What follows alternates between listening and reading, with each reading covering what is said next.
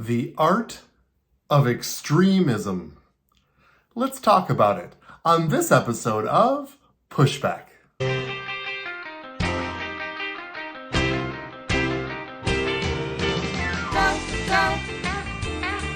Jonny, go, go. Go, Jonny, go, go. Go, Jonny, go, go. If you're concerned about the direction our culture is heading, then maybe it's time to push back.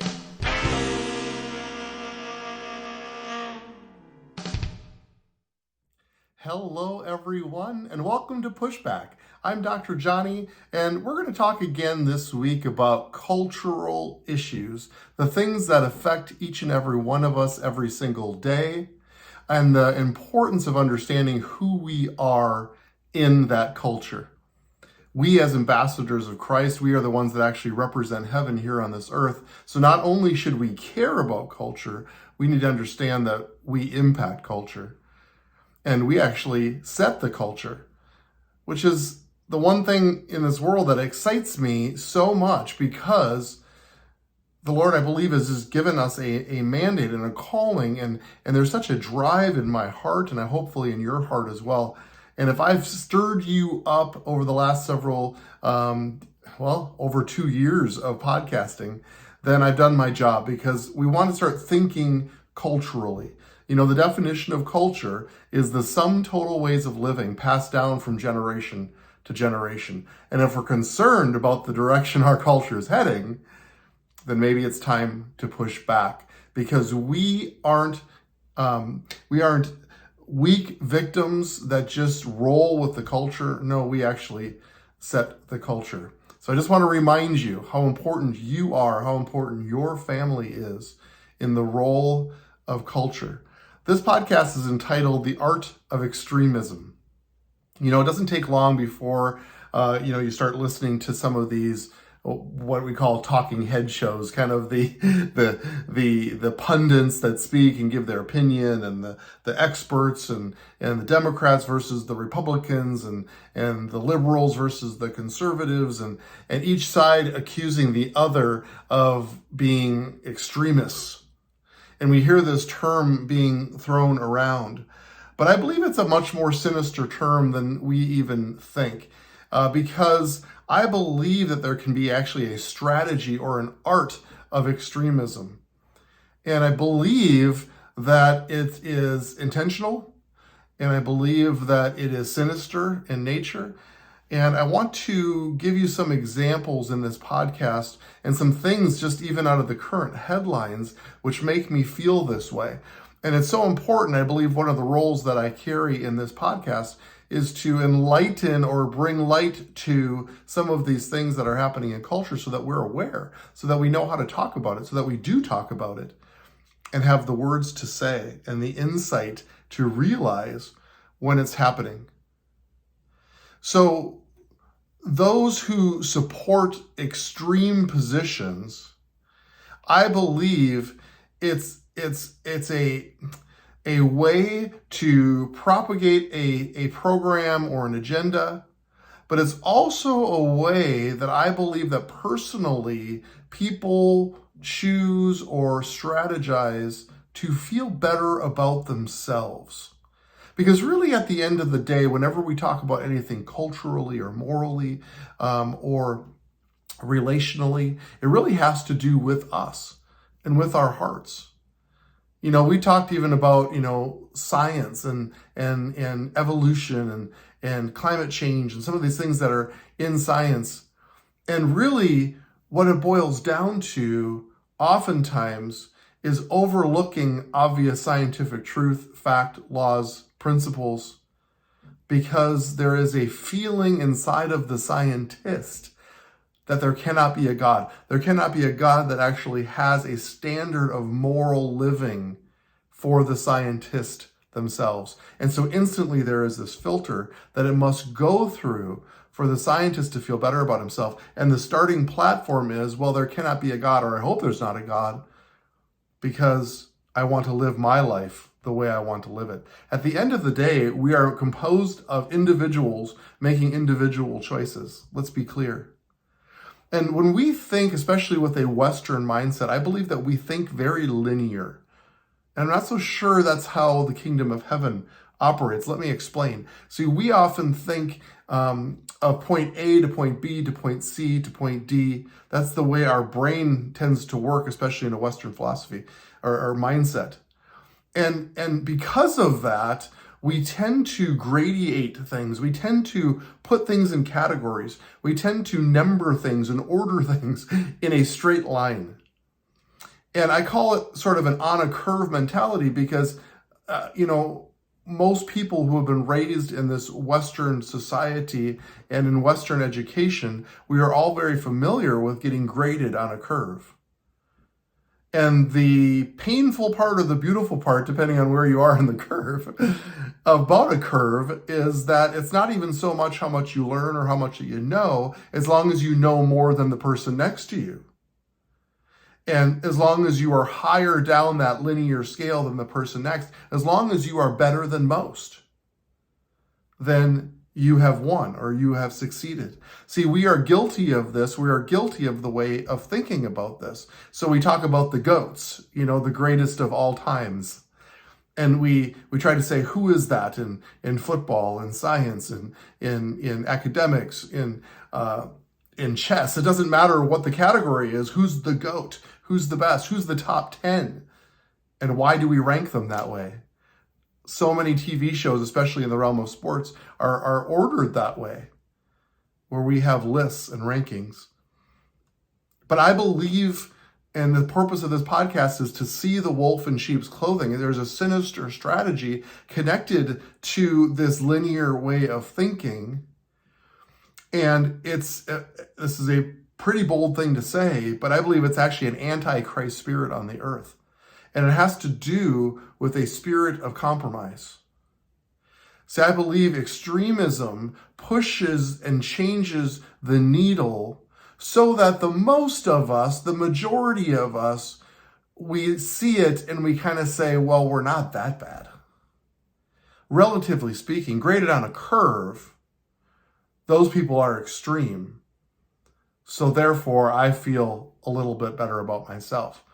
But I want to be very clear that I believe that is actually the strategy of the extremists, is to draw us so far in one direction that we actually compromise and actually ignore the actual bubble or line that the Father created for us.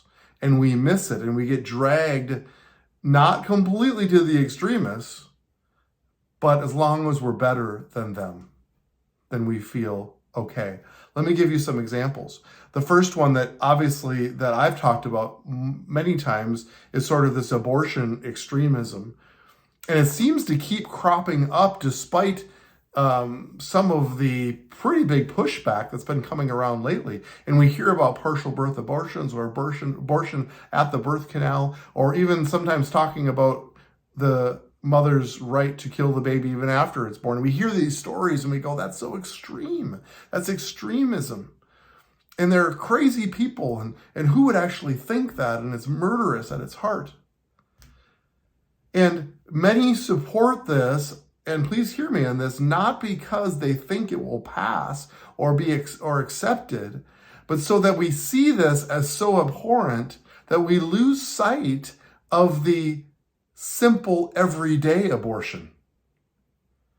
Do you hear what I'm saying? It's the value, it's the art of extremism. See, it draws us into this and say, how can people think that? And then at the end of the day, we start to lose track of the fact that every day it's happening. The everyday simple abortion. See, it actually moves the needle. And that's the part that we, as Christians, we are the ones who are the culture setters. That's where we need to have our focus. That's where we need to have our attention. We need to be ready and understanding that we don't get distracted. Now, I'm not saying that we shouldn't be against partial birth abortion. That's not what I'm saying. But it's so extreme, it's so out there that we say, oh, partial birth abortion didn't get passed, and we cheer, and then we relax and we forget about what we're really fighting, and that's the value of every human life. So we need to stay focused and not let the art of extremism pull us away. Let me give you another example. And oh, by the way, there have been some major victories on the abortion front. And I encourage you to pull up various states, Texas and I believe it's Utah and some other states that have actually really moved the needle the other way. And it's starting to get kind of exciting in regards to the culture of abortion. I talked about this before, like climate extremism. Now, this is completely unproven science. This isn't set in stone science. In fact, the vast majority of scientists actually are really very unsure whether there is climate change. And if there is, there's absolutely no linkage to prove that it's actually human intervention that has caused it. So let's just start from that standpoint. But they continue to push the narrative so that even those who don't believe that it might be true or real, they're intimidated to say otherwise. And we've seen the extremism, even in the light of the Ukrainian-Russian conflict. Here, John Kerry is talking about, let's not lose the eye of the prize, which is climate change, as people are being shelled and bombed and killed. Now, we shake our head at that, and many of us have, but if we hear it enough, we may think to compromise. And we say something like, well, it's not as bad as they say it is. But to actually make that statement is actually acknowledging that, quote unquote, it exists. Do you hear what I'm saying? Well, it can't be as bad as they say it is. Well, the it, we don't even know if the it is an it. And as soon as we have said, well, maybe it's not as bad as they say it is, guess what? The needle has moved. And the extreme posturing, the sky is falling, the ice caps are melting, California is going to fall into the ocean. All of these extremist comments and plans have actually moved us, has moved the needle beyond actually rational scientific thought. And one I've also talked about as another example, I would call sexual extremism. Now, hear me in this, because I think this is really important. I believe that as people support extreme sexuality, extreme homosexuality, they do that so that their compromise is not so bad. See, this is human nature. This is the art of extremism. If we support sort of these extreme positions, then maybe me living with my girlfriend or a girl living with their boyfriend, maybe that's not so bad because that's what everybody does. Do you see the sinister movement there? And my friends, what concerns me is that the needle has moved not only in the hearts of people, but also in the church. There's compromise there. We've seen compromise this week in Disney. Now, you may listen to me and say, hey, Dr. Jonny, that's not super surprising. This is Disney. But they have gone extreme. And they've actually angered their own employees that don't even believe what the administration of Disney is saying or standing for. They're taking political stances. And they've outlawed now saying boys and girls. We shake our head and we say, well, that's extreme. But the point is because that is so extreme and that is so out there, then the hearts of those who are compromised don't feel so bad because we are grading on a curve. Do you hear what I'm saying?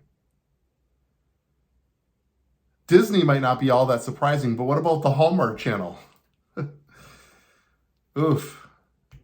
My wife said she started a movie this week that featured a gay couple, and that is extreme, especially for the Hallmark Channel, but also a woman dating another man while she was still married. My friends, this is moving the needle. This is This is Hallmark Channel actually responding to society and saying, let's try to move the needle somewhat so that we can be more inclusive. But what's happened is they've actually moved outside of a bubble that 97% of Americans are uncomfortable with. And my prediction is, for Disney and for Hallmark, I'm making a prediction, I'm marking it in, the first week in April, that they're going to pay a financial price for that, and then they're going to start to backpedal. Watch it happen. It's happened many times before, because it really comes down to money over conviction. So this leads to compromise. Now, we all know that sometimes compromise is good. Any of us who are married know that compromise is important. There's compromising in certain situations and certain things that we negotiate with people. But compromise, in the bad sense, is not applicable in the realm of holiness. See, I believe with my whole heart that there is a bubble, there's a boundary, there is a standard set by God. And my friends, I don't believe that that standard can ever be movable by man. It's laughable to think that we could. It's a realm of holiness, and that doesn't change or have room for compromise. Holiness, my friends, is not graded on a curve. I am holy because I'm more holy than you. That's sometimes how we think. That's how we measure morality in this world sometimes. And that is the art of extremism. That's what it does. It changes the conversation and shifts it so that we feel a little bit better about ourselves, because those extreme people over there, they are very unholy. And we say, oh, compared to them, I live in holiness. Now, I'm preaching to myself here. All of us have sinned and fallen short. That is true. And it's only through the blood of Jesus are we created holy, but he's also created a standard and a bubble for us, not to frustrate us or to confound us. He set it for us, for our protection and for our safety and for our freedom. Romans 12:12 says, I beseech you therefore, brethren, by the mercies of God, that you present your bodies as a living sacrifice, holy, acceptable to God, which is your reasonable service. And do not be conformed to this world, but be transformed by the renewing of your mind, that you may prove what is that good and acceptable and perfect will of God. Let love be without hypocrisy, abhor what is evil, and cling to what is good. My friends, this is a big statement. He's saying our lives are the proof of his holiness. Let me say that again. Our lives are the proof of his holiness, that you may prove.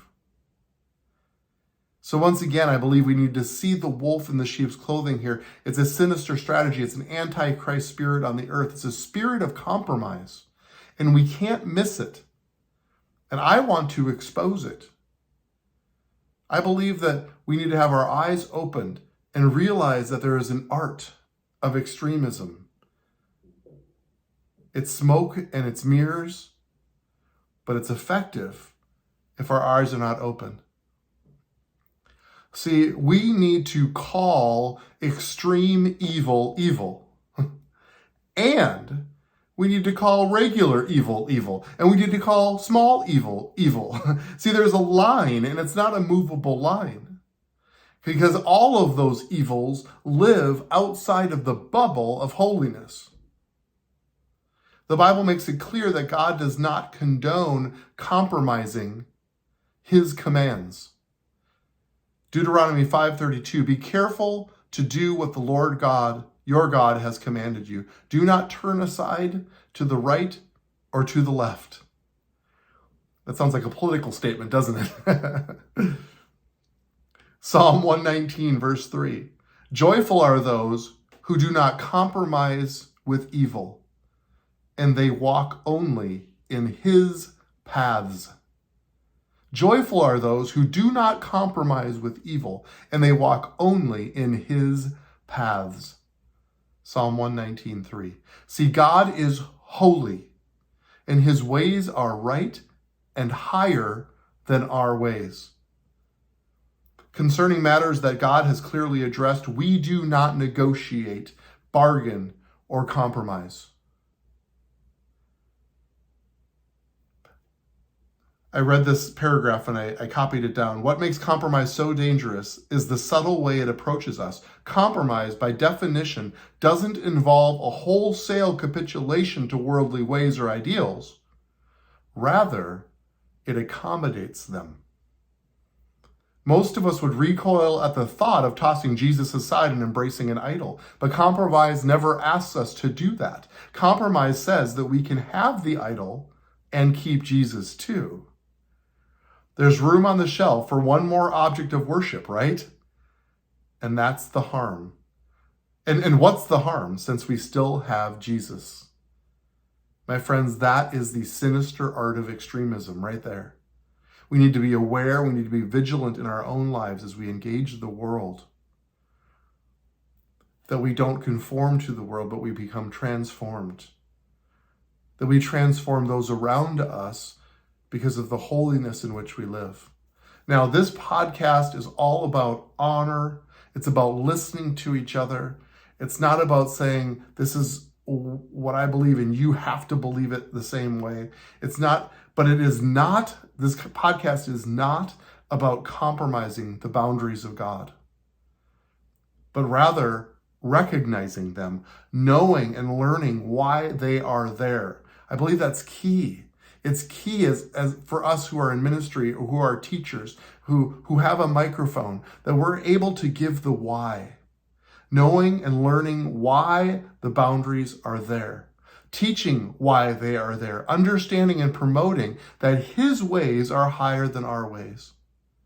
And then living a life that proves what is good and acceptable.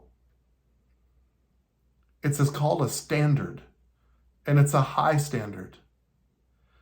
But my friends, I believe that you're up for it. I believe that I'm up for it. It's a call for purity. It's a call to holiness. It's a call to the transformation that is in us through the blood of Jesus. As we enter into April, our minds turns towards Easter, and it's all about the blood that was shed for us, what was purchased for us on the cross, and what was purchased for us is holiness. Only through his blood is that possible, not by my own strength, no way, no how, but because of the transformational power of his blood in my life. So that my life may prove his holiness. It's a big statement, but I believe his people are up for it. We have to be up for it. We have to have our eyes open to the sinister plan of the enemy and prove to the world what holiness looks like. Can we do it?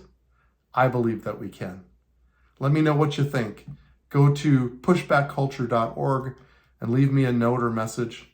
I appreciate always your encouragement and your words, if you agree with me or even if you don't agree with me, because it's about conversation and about love, and I do love you.